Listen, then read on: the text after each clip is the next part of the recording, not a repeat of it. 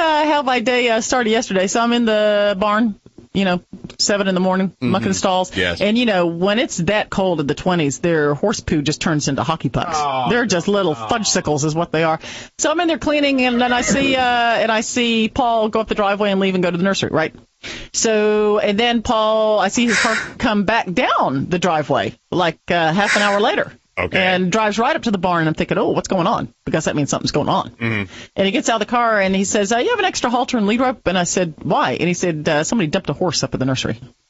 Really? And I said, you're kidding me. And I've had a cat dumped in my yard, not a horse. A horse. How do you dump a horse? And, God bless Paul. He really tries to be a country boy. I mean, technically he's a farmer. He's got a rose nursery, but he grew up in Miami and lived in Chicago and San Francisco and L.A., and now he lives in this tiny town of 2000. So when he tells me he's seen a horse, I believe him, but I question, because perhaps he saw a coyote.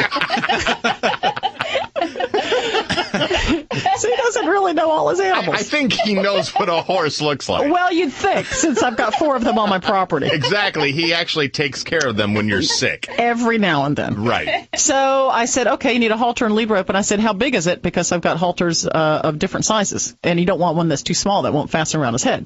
And he said, well, I didn't really see it good, but Jim was standing next to it, and he puts his hand up. He goes, it's about this high, like up to his shoulder. And I said, that's like 16, 17 hands? That's as big. And he said, no, he's not as big as your horse. He's a little bit smaller. And, a little bit smaller, but he's like up here, but to his collarbone. That's where he's holding his hand. Like that's the top of the horse's back. And I said, gosh, I better take one of Fozzie's halters. So I drive over there with him, and we drive up the driveway, and Jim's standing with a donkey.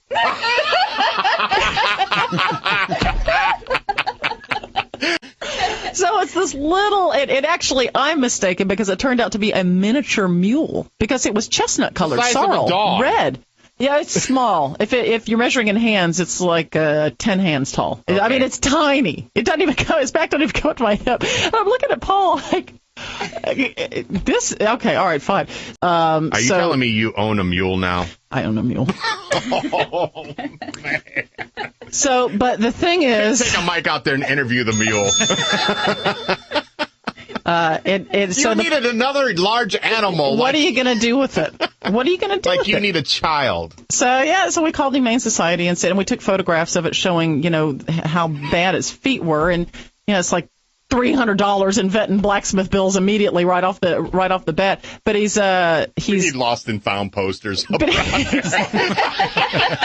his face on the back of a salt lick or a bag of feed. Have you seen me?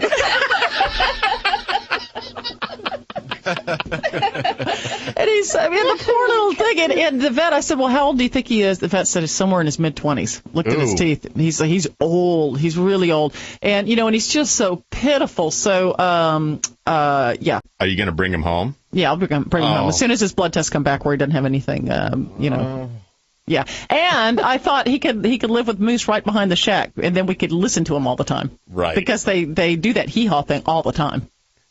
It's just like we're going to do the hee-haw TV show. It's like that stupid website all over again. I know, but live. Brian said we can now sell the radio show on eBay and throw in a mule for free. But he's a miniature mule. He's so little. And you know what? And he's the color's real pretty. He's red and his mane and tail are kind of this flaxen gold color. And I said to Paul, he does his hair just like Donald Trump. His forelock between his ears. So we've called him the Donald. And because we have a dog named Rosie, they're fighting all the time. Right. It's a war, Donald and Rosie. Brock just wrote, that's what you need is another ass on the show.